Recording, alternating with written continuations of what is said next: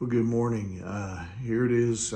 It's Thursday morning, and of course today is we're now. It means we're on the downhill slide, toward the weekend. And today is November the 14th. And I hope you had a great Wednesday. I hope you had a great hump day. Hope you're able to get over the hump of this week and now kind of start looking toward the weekend and.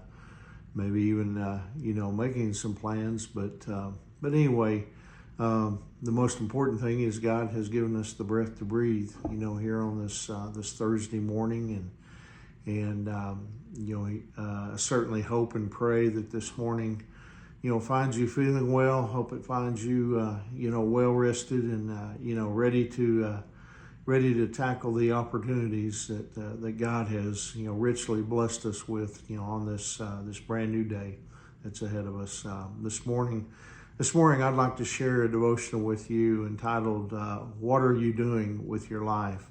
In James chapter 4 verses 13 and 14, it says, "Look here, you who say today or tomorrow we are going to a certain town and we'll stay there a year. We will do business there and make a profit. How do you know what your life will be like tomorrow? Your life is like the morning fog. It's here a little while, then it's gone." Life, passes by, quickly. Although, it doesn't always, seem that way. I can remember, when you're young, life, seems to move at a snail's pace. I vividly remember, being in elementary school and kind of bored beyond comprehension, and I was just waiting for the clock to strike the right numbers so that I could get up and for recess and go home or to go home. It seemed like I was in elementary school for 30 years. Every day seemed to take forever. Now weeks fly by in an instant. Another month comes and goes, and before you know it, a new year has arrived. Billy Graham was once asked, what the greatest surprise of his life was, and he replied and said, the brevity of it. Researchers tell us that the reason life, seems to go faster, when you're older, is that you're not having as many new experiences. You get into routines. You go to the same restaurant. You sit at the same table. You order the same thing off the menu. Now, apparently, variety is not just the spice of life. It's also the slower of time.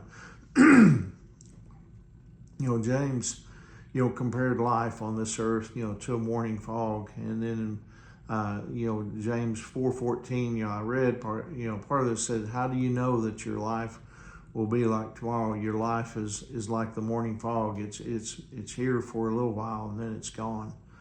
But he didn't mourn life's shortness. Instead, he urged believers to embrace the challenge of living a meaningful, fulfilling, godly life. A life that matters. All the while realizing that life could end at any moment. He continued then in verses 15 and 16 of James 4 and said, what you ought to say is, if the Lord wants us to, we will live and do this or that. Otherwise, you are boasting about your own pretentious plans, and all such boasting is evil.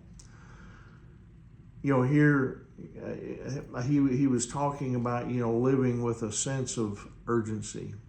And that's not the same as rushing into things.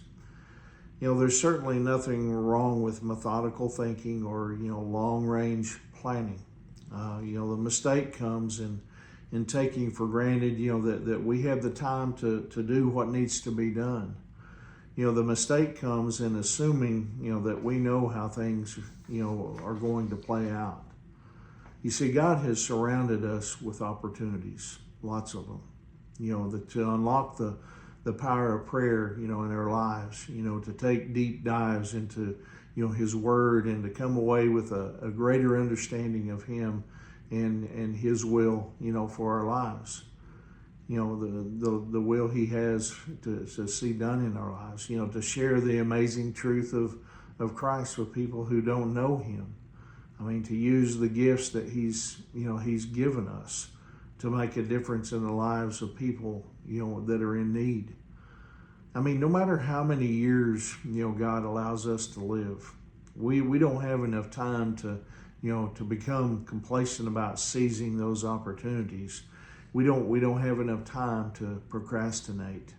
And so that's my prayer for us, is that we would be people, we would live each day, as if it's the last, and knowing that God's in control, and knowing that He's going to take care of us. And we don't have to worry about any of those things. We can look and do what He wants us to do. And so anyway, I hope that encourages you here on this Thursday morning. Hope you have a great day. And remember, Angie and I, we love you guys, and we're praying for you. And Lord willing, I'll see you tomorrow morning. God bless you.